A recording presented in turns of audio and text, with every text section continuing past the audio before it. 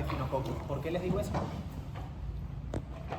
Porque no se llama equinococosis la enfermedad que vamos a estudiar, se llama hidatidosis. Entonces, si ya nada más sabemos que no le digo equinococosis a la enfermedad, ¿qué información debemos presumir de la enfermedad? Que no es de humanos. Que equinococosis no es una enfermedad de humanos, es una enfermedad de otro ser vivo. Y si la enfermedad que afecta a humanos se llama hidatidosis, ¿qué otra cosa podemos inferir? Que la forma evolutiva responsable de la enfermedad no es el adulto, porque la enfermedad producida por el estadio adulto adquiere el nombre del género, que es equinococo. ¿De acuerdo? Entonces podemos inferir solamente diciéndole el nombre de la presentación de la charla que vamos a hablar hoy, que la enfermedad no es producida por el estadio adulto. Solamente sabiendo eso, que es información que ya conocemos en las teóricas anteriores. Muy bien, arranquemos entonces. Entonces vamos a ubicarnos en tiempo, espacio y persona. De los parásitos los dividimos en dos grandes grupos: unicelulares, que todavía no lo hemos visto, que son los protozoarios, y los pluricelulares, que son los metazoarios. ¿Cómo estás, Rosita? No te había visto. Y los metazoarios los dividimos en dos grandes grupos: los bichos y los gusanos, artrópodos y helmintos. Y los helmintos los dividimos en dos: en los cilíndricos y los aplanados, o nematelmintos y platelmintos. Y los platelmintos los dividimos en dos: en los segmentados o los no segmentados. Cestodes segmentados y los trematodos no segmentados. ¿De acuerdo? Entonces, hoy vamos a ver el último del grupo de los segmentados o cestodes. Sigamos. Okay. Ya vimos teniasis, que se las di yo. Ya vieron himenolapiasis con la profesora Fabiola. Y ahora voy otra vez con equinococcus granulosos. ¿Ok? Sigamos. Entonces, aquí vemos cuál es el gusano que vamos a hablar el día de hoy, que es el equinococcus. ¿Ok? Tiene la misma forma general de los cestodes como grupo. ¿Ok? Tiene una escolex, que es la porción anterior. A pesar de que esto parezca una boca, recuerden que los cestodes no tienen un aparato digestivo propiamente dicho. Eso no es una boca, no entra la comida por allí, es simplemente un aparato de fijación. Este es el rostelo, estas son las ventosas, este es el escólex, este es el cuello, y esto que está acá es el estróbilo. Y el estróbilo está formado única y exclusivamente por tres proglótidos: un proglótido inmaduro, un proglótido maduro y un proglótido grávido. Y hasta ahí llegó el gusano. ¿Se acuerdan que en la astenia era un gusano largo con muchos proglótidos maduros y muchos proglótidos grávidos? ¿Ok? Aquí solo hay tres proglótidos. ¿Digamos? Entonces, recordemos las características de los cestodes: no tienen tubo digestivo, se alimentan a través del tegumento, simplemente por absorción de nutrientes a través del medio y eliminación de toxinas o desechos a través del mismo tegumento. Son hermafroditas. Recuérdense que hermafrodita significa que un mismo ser vivo tiene dentro de su cuerpo estructuras masculinas y femeninas y es capaz de autofecundarse. No significa que haga reproducción asexual. Es un término que tiende a confundirlos. ¿Okay? Reproducción asexual es un tipo de reproducción de, por ejemplo, los protozoarios. ¿Okay? Que no implica intercambio o fusión de gametos. Aquí sí hay fusión de gametos. ¿Okay? Aquí hay gameto masculino, gameto femenino, que se encuentran y forman un nuevo ser vivo. ¿Okay? Solo que vienen en un mismo ser vivo. ¿Okay? Tiene órganos reproductores masculinos y femeninos. Y otra característica es que son ovíparos, tiene huevos, que ya lo vimos ahorita, dentro de la estructura del proglótido grávido. Y además son bivolmintos. ¿Quién me puede recordar qué significa la palabra bivolminto?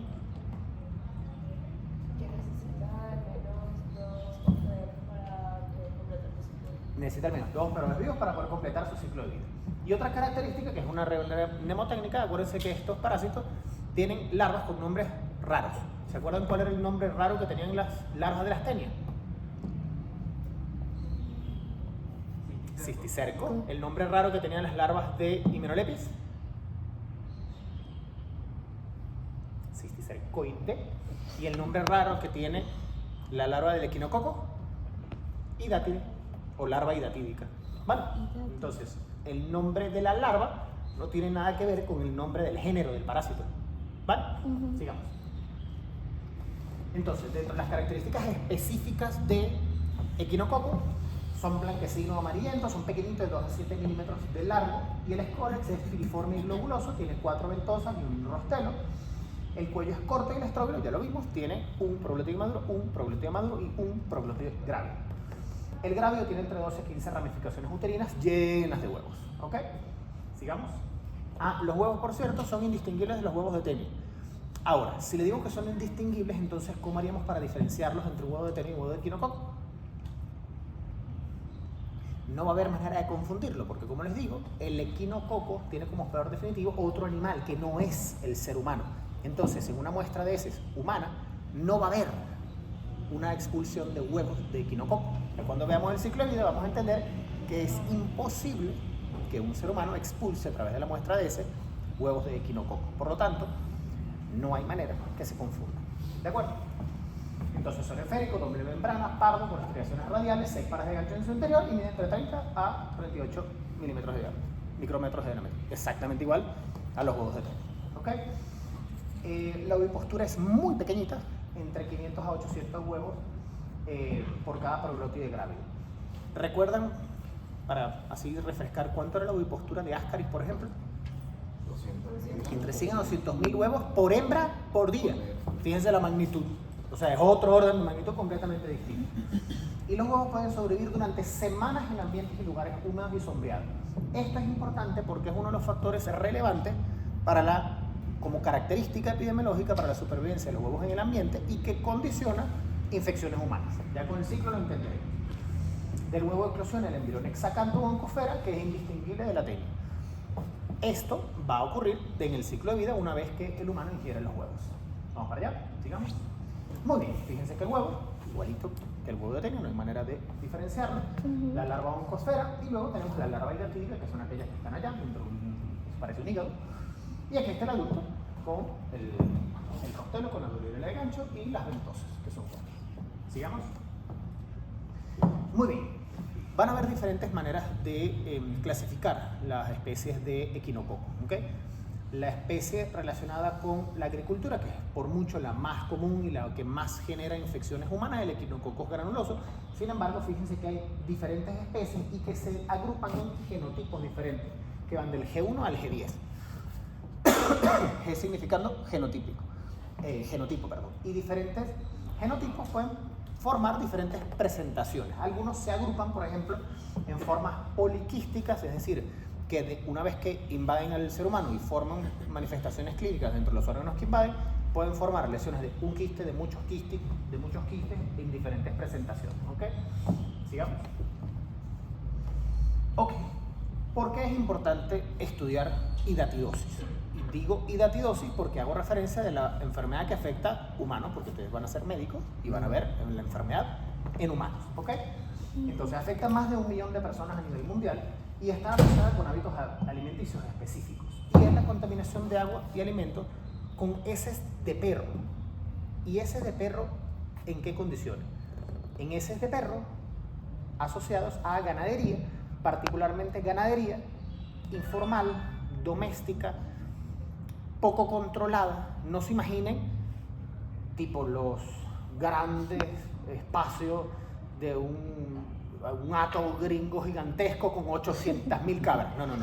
Imagínense un lugar pequeñito en Mérida o en Trujillo o en alguna zona rural pequeñita con a lo mejor 30, 40 o 100 ovejas o cabras que le dan de comer las vísceras de la oveja o la cabra al perro y el perro se infecta del parásito y luego evacúa. Ahorita vamos a ver cómo se relaciona ese ciclo de vida.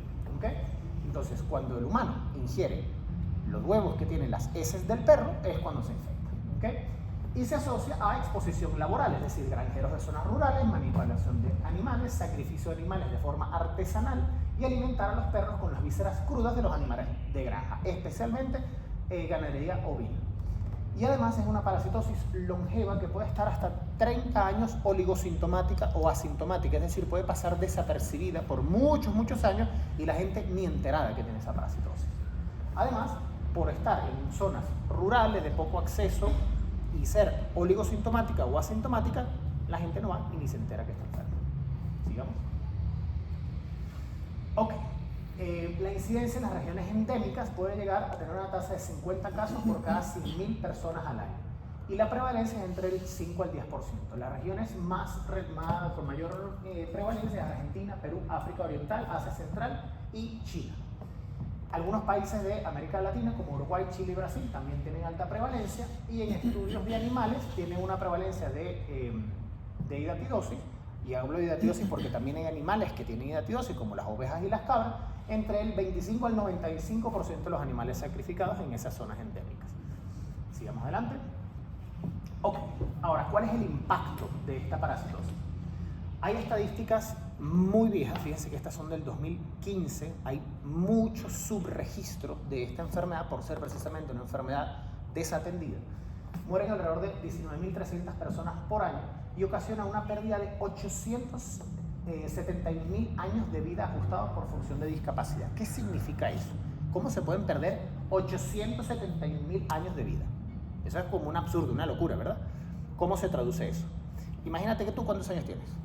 23. 23, vale. Imagínate que tú ahorita te contagias de hidatidosis y que dentro de 10 años, 15 años o 20 años estás severamente enfermo porque tienes un quiste muy muy grande y hay que operarte y después de la operación te complicas y ese quiste se te revienta y te moriste. Y te moriste a los 45 o 50 años. Tu expectativa de vida era 75 u 80 años, pero te moriste a los 55 o 50. Entonces eso significa que perdiste más o menos 20 años de vida. Y en la zona donde tú estás, entonces no te moriste solo tú, sino que moriste tú y murió a lo mejor otro vecino. Entonces tú perdiste 20 años, el vecino perdió 23 y el otro perdió 28. Y resulta que uno no murió, pero estuvo gravemente enfermo y quedó con una discapacidad tremenda y no pudo trabajar más nunca. Y además estuvo postrado en una cama y quedó con una herida y ameritó cuidados especiales y estuvo entonces 40 años de su vida requiriendo cuidados especiales. Entonces estos años, más estos años, más estos años, más estos años, más estos años, se suman a nivel mundial. Eso es cómo llega a este número absurdo, 871.000 años. Vale, eso es lo que significa. ¿Okay? Genera gastos anuales para el tratamiento de la hidatidosis y pérdidas en las industrias ganaderas de 3.000 millones de dólares. Acuérdense que estamos hablando de sacrificio de animales que no pueden ser consumidos. Eso es carne que se perdió. Dinero que se invirtió en la alimentación de ese animal para que al final no se pudiera producir en carne. Entonces todo el dinero que se gastó en comida, más todo el dinero del animal que no se pudo sacrificar, es dinero perdido. Entonces todo eso, más los gastos de la persona que requirió el tratamiento, o los gastos funerarios, todo eso incluye en este cálculo absurdo de dinero. ¿Ok? Muy bien. Como ocurre con otras enfermedades, es una enfermedad desatendida. Poblaciones remotas, pobres, desfavorecidas económicamente, víctimas de injusticia, desigualdades sociales, políticas y económicas, no hay datos. ¿Ok? Entonces, esos datos que les dije probablemente multiplíquenlo por cualquier número y nos acerquemos probablemente más a la realidad. Entonces las medidas de registro, control, impacto, profilaxis y tratamiento son deficientes. ¿Ok? Ok, entonces vamos a hablar de la hidatidosis. ¿Ok? Como le digo, no se debe llamar equinococosis quística porque es un término impreciso. ¿Ok? Entonces aquí en la cátedra vamos a llamarlo como el nombre que técnicamente es correcto, hidatidosis humana. ¿Ok?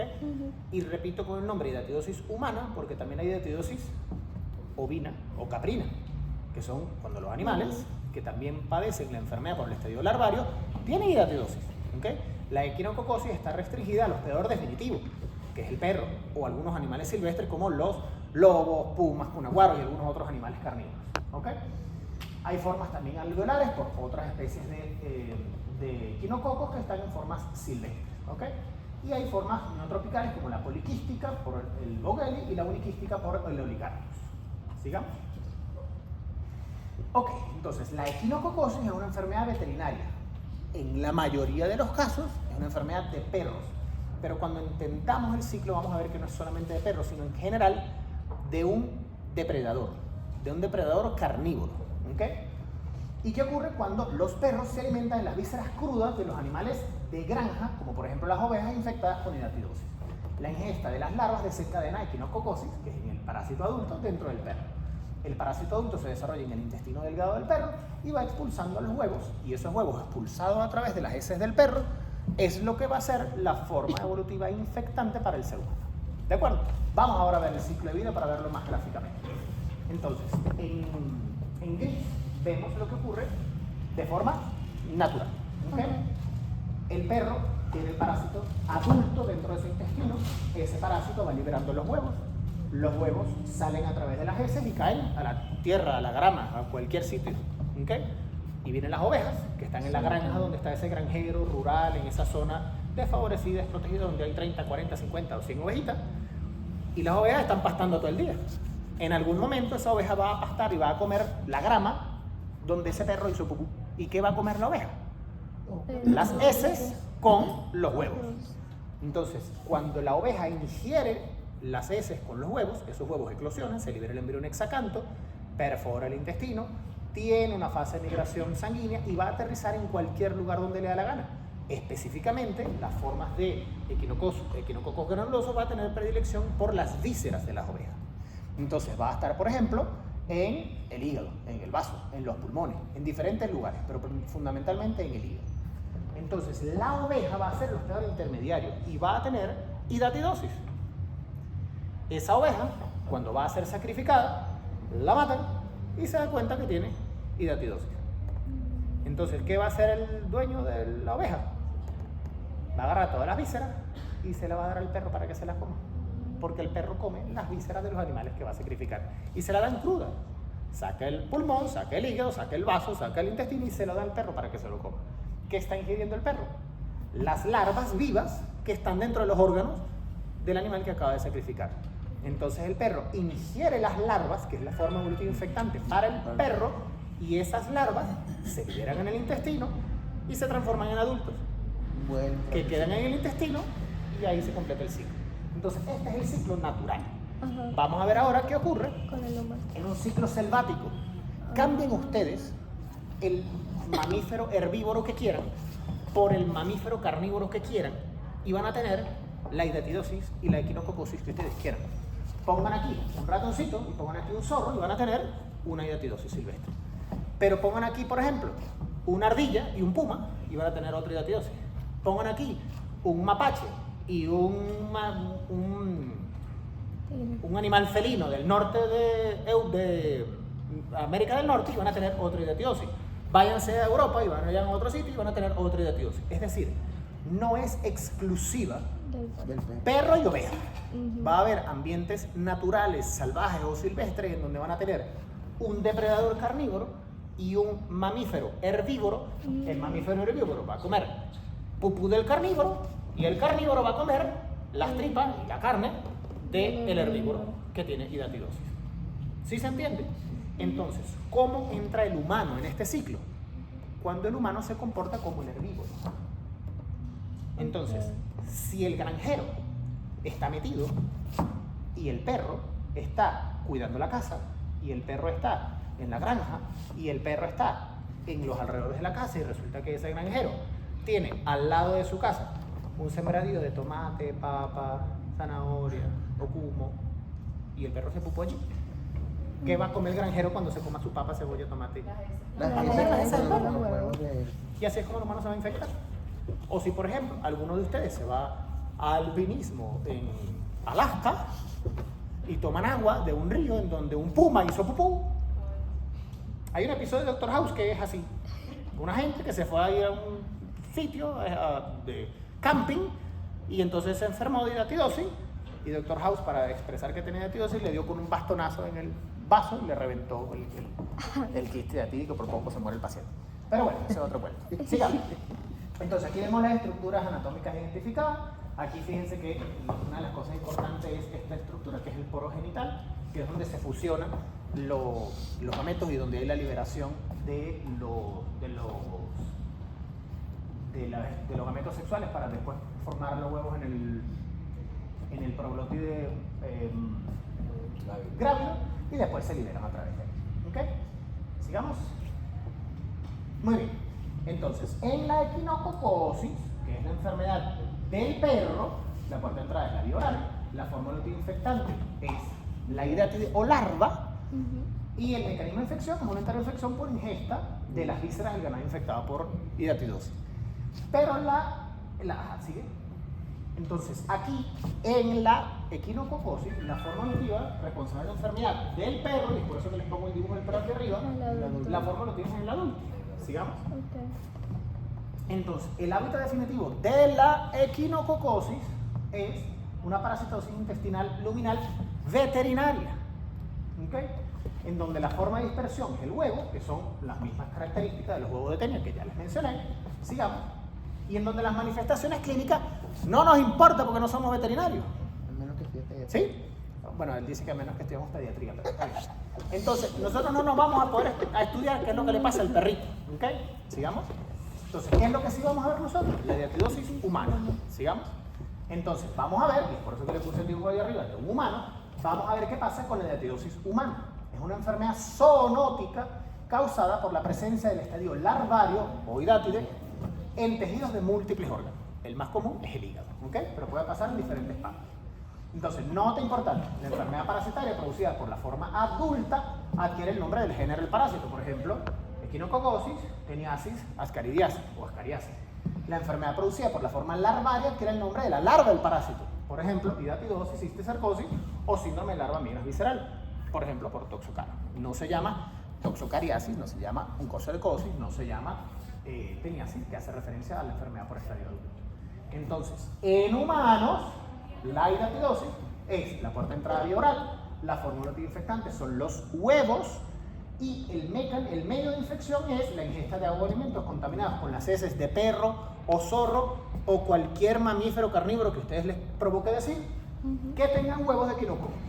También puede haber participación de vectores mecánicos, porque si por ejemplo en esa granja hay moscas y esas moscas se paran en las heces del perro y después llegan al plato de pasta que ustedes se están comiendo, pasa lo mismo, ¿de acuerdo? No existe autoinfección. Por definición, en los biohelmintos no hay autoinfección excepto en algunos casos puntuales, por ejemplo, en el tema de la autoinfección interna por Taenia solium, pero es en ese caso extraordinario de el reflujo y que se devuelven los huevos al estómago, pero no genera teniasis, sino cisticercosis. ¿De acuerdo? Muy bien. Entonces, ¿cómo entra el humano? En este que es el ciclo natural, silvestre o en la agricultura, en la ganadería que habíamos visto, el humano se estaría comportando entonces como la oveja, ingiriendo de manera accidental los huevos provenientes de las heces del perro y afecta todos estos órganos que vemos acá. Recuerden que este dibujito del CDC les pinta en el mapa, en el esquema del humano, todos los órganos en donde llega el parásito. Entonces, el humano se traga los huevos, por ejemplo, traga a través del tracto gastrointestinal, penetra a través del intestino en la oncosfera y fíjense que puede llegar hígado, pulmones, corazón, cerebro, vasos y huesos. Hasta ahora no habían visto ningún parásito que llegara a huesos. Bueno, lo vamos a ver aquí. Sigamos. Lo mismo pasa en cualquier ciclo selvático que ustedes puedan ocurrirse. ¿Ok? Sigamos. Entonces, ¿cuál es el hábitat definitivo? No hay, porque por definición, hábitat definitivo hace referencia al lugar donde está el estadio adulto. ¿Y aquí hay adulto? No hay, porque es una enfermedad producida por el estadio larvario. Sigamos. Sigamos. Muy bien. Entonces, lo que hace referencia al lugar donde llega la larva se llama tropismo, que es el lugar donde tiene mayor probabilidad de la larva de llegar. Entonces, el tropismo mayor es hígado, que es el 70% de los casos, especialmente el relacionado con la hidatidosis de la ganadería del cuento de la ovejita, ¿ok? Otras formas, especialmente las formas silvestres y las raras, mientras más raro sea el mamífero, por ejemplo, un lobo y un, ¿cómo se llama? Mus, de esos que tienen cacho grande, que no un venado, los alces. Los alces, eso, bueno, hay una forma rara de hidatidosis entre los lobos y los alces en el norte de Estados Unidos, que son las formas raras que afectan huesos y cosas por el estilo. Bueno, esas son formas raras que afectan que si páncreas, glándulas mamarias y cosas por el estilo. Pero bueno, la mayoría, que son las de las ovejitas y las de los perros, afectan principalmente hígado. Hay formas también, por ejemplo, en pulmones, cerebro, vasos, riñones, corazón, huesos, músculos, páncreas y glándulas mamarias. ¿Ok? La hidatidosis humana es una parasitosis tisular. ¿Ok? Por lo tanto, quien me diga o quien me ponga en un examen parcial que van a diagnosticar una hidatidosis con un examen simple de heces, se gana un zapatazo en la cabeza. Vale, sigamos. Muy bien, entonces las manifestaciones clínicas, como les comentaba, inicialmente asintomática por muchos años, porque pasa desapercibida. El crecimiento de los quistes hidatídicos es muy lento, progresivo, y la mayoría de las veces la gente ni se enteró. ¿Y por qué ocurre? Porque hay formación de quistes de tamaños variados en los órganos afectados, es decir, una reacción de hipersensibilidad tipo 4. genera efecto compresivo, que es el efecto de masa, porque ocupa espacio en el órgano que invade, y eventualmente puede producir dolor, opresión, desplazamiento, o por ejemplo, en el caso del hígado, si hay, por ejemplo, compresión de las estructuras vecinas hacia las vías biliares, por ejemplo, pudiera haber eventualmente algo de compresión de vías biliares, por ejemplo. Destrucción del parénquima invadido, puede romperse y vaciarse el contenido de las vesículas a las cavidades corporales, generando anafilaxia, que es una reacción de hipersensibilidad tipo 1 potencialmente mortal, ¿ok? Que es lo que hizo el Dr. House con el bastonazo que le digo. Yo le voy a pasar el link del capítulo de Dr. House para que lo vean en algún tiempo libre. Entonces, la forma hepática es la más común, produce pérdida de peso, dolor abdominal, malestar general, astenia, dispepsia, hiporexia, y de manera tardía puede producir insuficiencia hepática, ictericia obstructiva, hepatomegalia y distensión abdominal. La forma pulmonar, tos, expectoración húmeda, disnea, fiebre, dolor torácico y hemoptisis, puede parecer síntomas como de tuberculosis, digamos. La forma cerebral, síntomas de focalización neurológica variable dependiendo de la ubicación. Recuerden que esa frase, síntomas de focalización neurológica, también lo habíamos utilizado para otras parasitosis que ya habíamos visto. ¿Cuáles parasitosis podían producir síntomas de focalización neurológica? ¿A qué me refiero con síntomas de focalización neurológica? Por ejemplo, eso es somnolencia, eso no es un síntoma de focalización neurológica, es un síntoma difuso, no es un síntoma de focalización. ¿Pero a qué me refiero con síntomas de focalización? Por ejemplo, si yo estoy caminando así y de repente empiezo... Es un síntoma de focalización. Monoparesia crural derecha es un síntoma de focalización. O de repente estoy así y de repente se me cae la cara al medio lado, eso es un síntoma de focalización. Parálisis del nervio facial derecho. Vale, entonces síntomas de focalización es daño focal de un sitio en específico, de un área específica del cerebro. Eso se llama síntoma de focalización. O por ejemplo, una epilepsia focal que produzca movimientos tónico-clónicos de un solo lado del cuerpo. Esos son síntomas de focalización. Entonces, ¿qué significa? Que hay un área específica, puntual del cerebro, en donde hay un daño puntual. ¿Y eso es por qué? Bueno, porque hay un parásito que está redondito en un área específica dañando ese lugar. Entonces, eso pasa con algunos parásitos que ya hemos visto y que producen granulomas redonditos, bonitos en un sitio específico del cerebro. ¿Qué parásitos que hemos visto producen esa reacción? Toxocara, ¿qué más? ¿Qué más?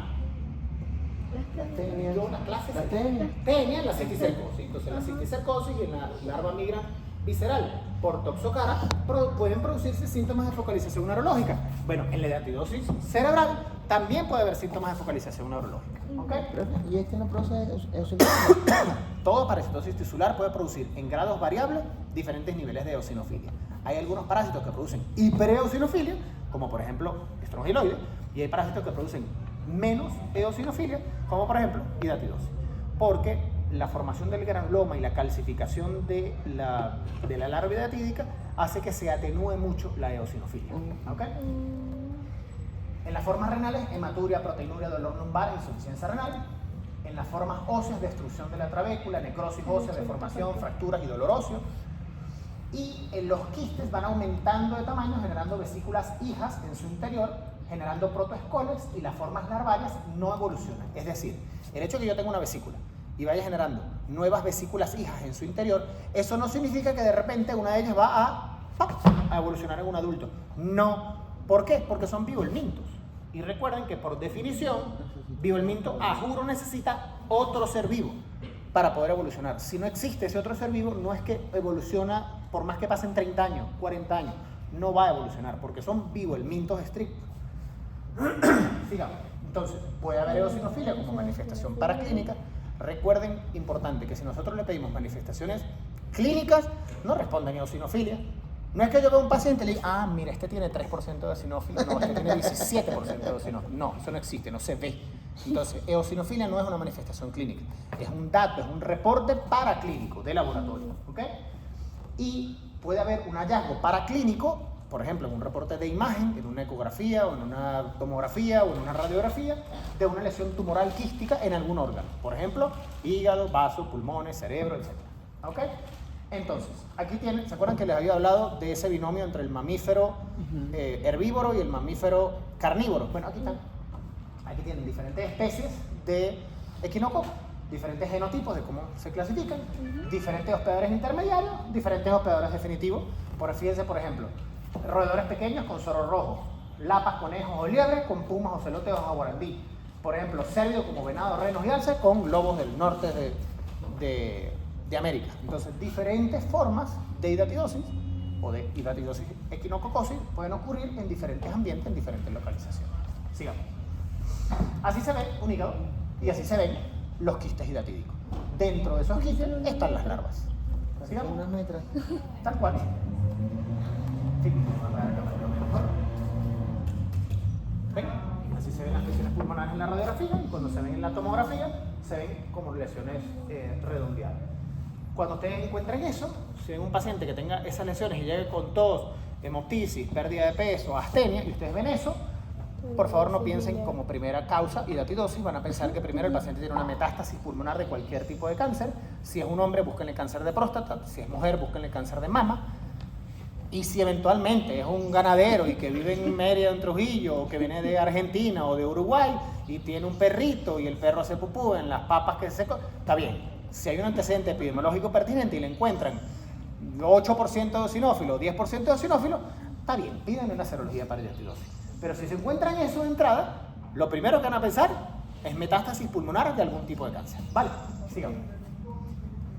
Horroroso, absurdo. Estos son casos de años y años y años de evolución de hidatidosis pulmonar súper avanzada. Sigamos.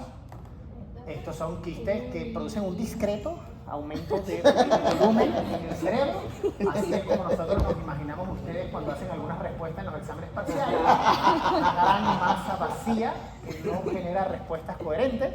Dime. Tenía una duda con respecto a la pulmonía. Ajá. En ese caso, con la pulmonía tan crónica como estaba en la imagen, la saturación de oxígeno más o menos es suficiente, o sea, si está acá... La saturación da más o menos como 6 metros bajo tierra. Por ahí. Ah, ok. 5, 6, por ahí. Sigamos. Vale, aquí están las diferentes presentaciones o características imagenológicas a modo de diagrama y a modo de real de cómo se ve en la ecografía, diferentes presentaciones de hidatidosis en la ecografía. Sigamos. Ajá, fíjense, así es como se ve esquemáticamente los quistes. Eso no se logra ver en ecografía, pero sería como estaría estructurada la parte histológica de las vesículas. Tenemos una membrana prolígera de la cual se van formando diferentes vesículas que cuando se desprenden se llaman ya vesículas hijas dentro del interior. Entonces a veces vemos una vesícula grandota con vesículas hijas en su interior y a veces dentro de las vesículas hijas también tiene vesículas dentro de su interior. ¿Ok? Sigamos. Entonces la morfología de los quistes es muy variada. Generalmente el contenido es líquido, es agua. ¿Okay? Y puede ser de 1 hasta 20 centímetros o más. Ahorita tenemos un caso que vengo siguiendo desde finales de diciembre, que viene de Trujillo la señora, y tiene 37 centímetros de diámetro. La lesión es esplénica, no es en el hígado, es esplénica y está planificada para dentro de 1 o 2 semanas hacerse una PAIR. Ahorita les voy a explicar qué es una PAIR. Tiene membrana cuticular, que es la parte externa y de soporte. Tiene una membrana germinativa o prolígera, que es de donde se liberan las hijas. Sigamos. Las vesículas prolígeras, que son las vesículas hijas que se van liberando y que tienen capacidad germinativa y que son estructuras parasitarias vivas dentro del interior y que se desprenden de la membrana. Y luego cada vesícula puede tener dentro de su interior entre 10 a 20 escólices. ¿Okay?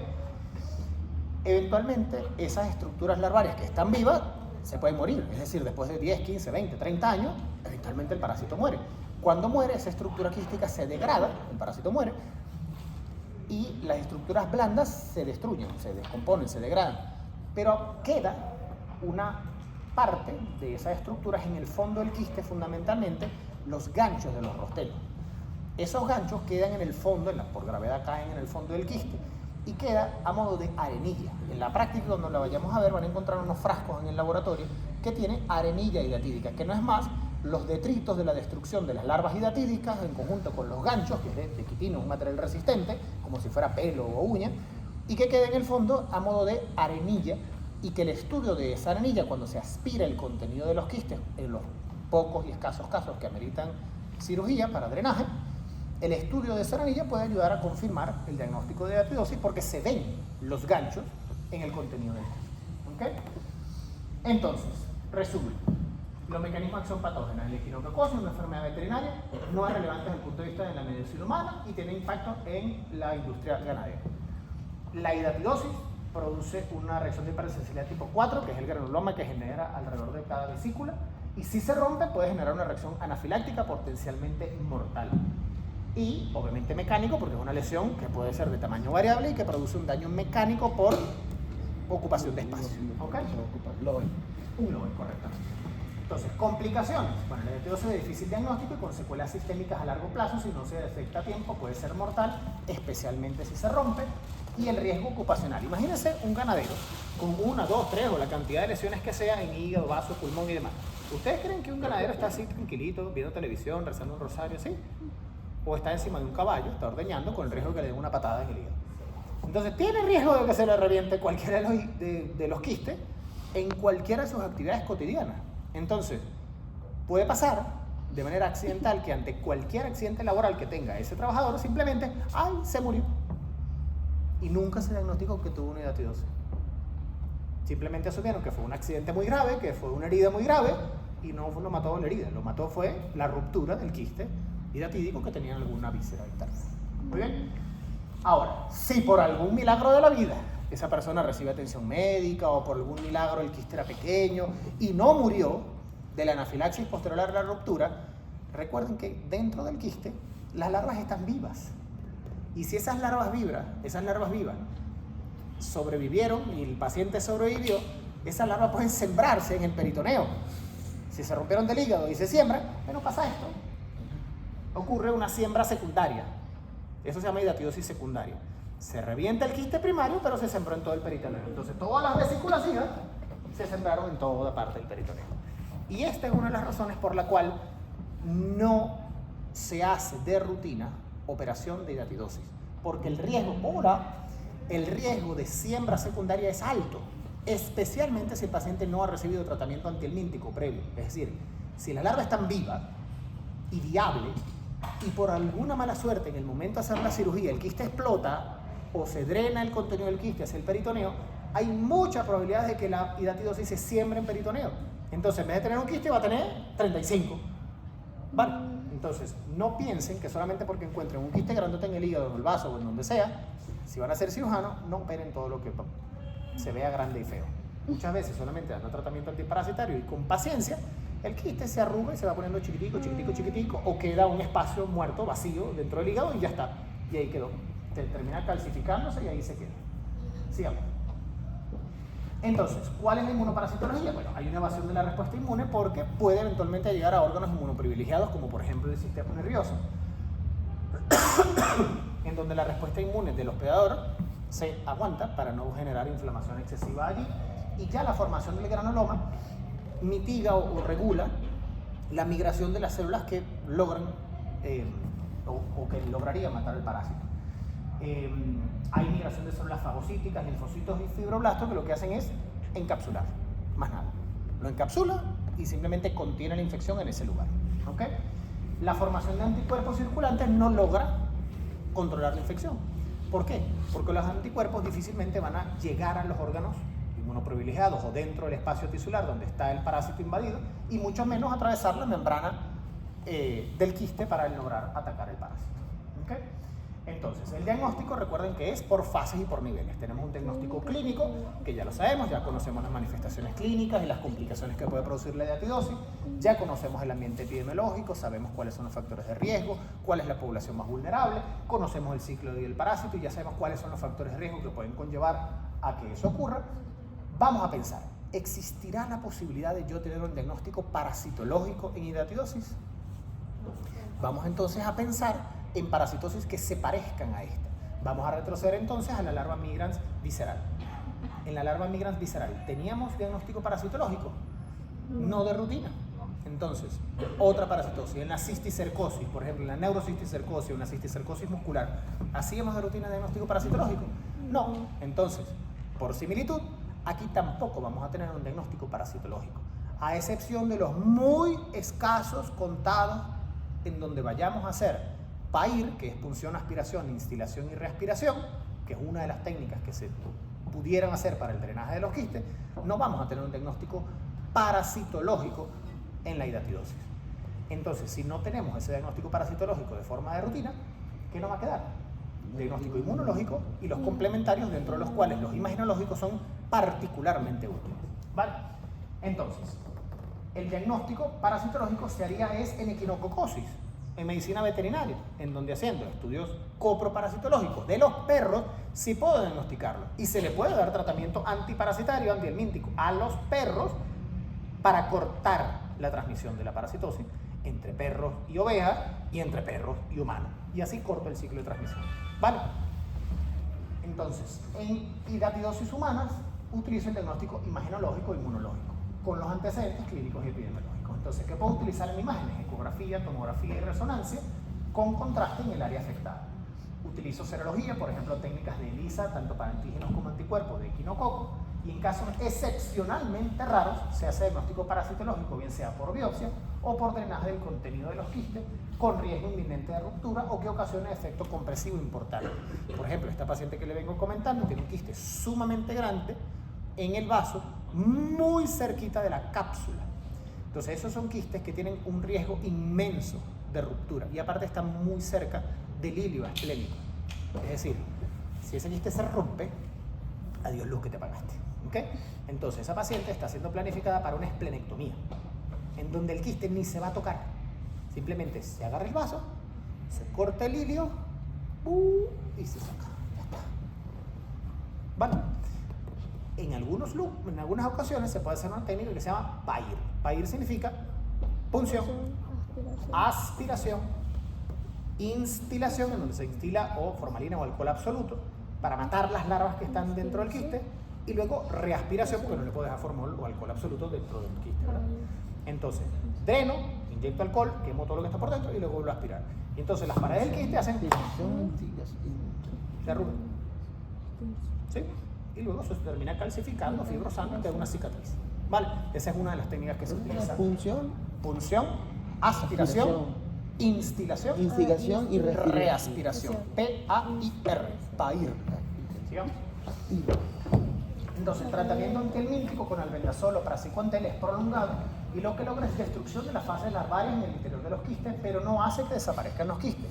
A veces reducen un poquito, a veces el quiste se calcifica, pero realmente no desaparece. ¿Ok? Reduce la eosinofilia, porque al estar las larvas muertas, entonces ya no hay una reacción celular eosinofílica porque ya las larvas están muertas. Entonces uno lo que ve es que llega el paciente con el quiste grandote, a veces no calcificado o que va creciendo de tamaño con el tiempo. Entonces uno pone tratamiento antihelmíntico con albendazol o praziquantel y en los controles sucesivos, al mes o a los 2 meses, el quiste se hizo un poco más pequeño, se calcificó la periferia y los eosinófilos bajaron de 11% a 7, a 5, a 3. Listo, se murieron las larvas, operen a la paciente si es necesario. O si el quiste se hizo chiquitico y se calcificó, déjenla quieta. No hay que hacer más nada. Vale. El quiste, en otros momentos, el quiste tiende a reabsorberse hasta desaparecer o calcificar y en algunos casos puede requerir. La mortalidad promedio, fíjense, es del 2 al 6.5%. No es un valor despreciable, ¿ok? Es un riesgo interesante, ¿ok? Sigamos. Y el riesgo viene por anafilaxia. Entonces, el tratamiento a la profilaxis para el complejo equinococosis y hidatidosis, como es un complejo, involucra también cosas que podemos hacer en veterinaria, ¿ok? Entonces, el tratamiento antihelmíntico con praziquantel 4 veces al año en los perros ganaderos corta la transmisión. Si trato a los perros, no hay parásitos adultos, el hospedador definitivo no tiene gusanos, no hay transmisión. Se corta la transmisión, ¿ok? Inspección veterinaria de calidad al ganado. Las ovejas y las cabras que se identifica hidatidosis no es apta para consumo humano, no es apta para consumo de los perros. Se sacrifica, se incineran y se perdieron esos reales. No se usa esa carne, no se usan esos órganos. Y eventualmente existe una vacuna que de hecho se usa en China y en Argentina, que se llama EG95, que es una vacuna con antígeno recombinante que se le administra al ganado ovino y caprino para generar inmunidad contra el equinococo. ¿Okay? Lavar adecuadamente los alimentos antes de consumirlos, potabilizar el agua, educación sanitaria, es decir, si tenemos al perro que haga popú fuera de allí y no encima de las papas, el tomate y la lechuga que tiene el campesino cerca de su casa. entrenamiento canino para la disposición de excretas en la granja y erradicar los vectores mecánicos. Es decir, si hay moscas, matar las moscas que estén cerca de la casa para que no haya transmisión vectorial. Erradicación de atidosis humanas. Bueno, el proyecto de la OMS estima que hay un programa que combine vacunación del ganado ovino, ahí no es bovino sino ovino, tratamiento antihelmíntico a los perros y sacrificio de las ovejas infectadas podría llevar a la eliminación en 10 años. Esta fue la estimación que hizo en el 2015, no se logró. En caso de la atidosis alveolar es más complicado porque implicaría hacer tratamiento antihelmíntico a los lobos, a los pumas, a los conaguar, o sea, no se puede.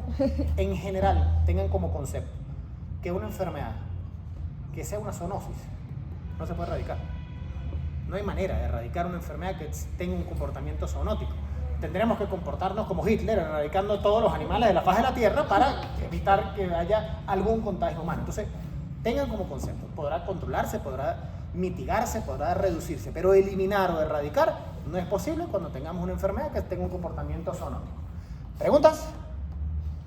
Diga. En el contexto de un país Ajá. realizado a una paciente sin criterios de riesgo, pero con un dolor medianamente obstructivo de naturaleza, vamos a decirlo así, en el abdomen superior derecho. Se realiza el procedimiento, digámoslo así, con un IMS elevado, tal, qué sé yo. Se realiza el procedimiento y una vez que se hace la extracción de la pieza operatoria, se libera. Va a ser cirujano, ya lo vi. Se libera el paciente. Ajá. Se libera, se da de alta. Se le da de alta, chévere. Ok. Liberación es lo que están haciendo ahorita. Bajo estricta control, me imagino que con presión arterial, ¿verdad? Ajá.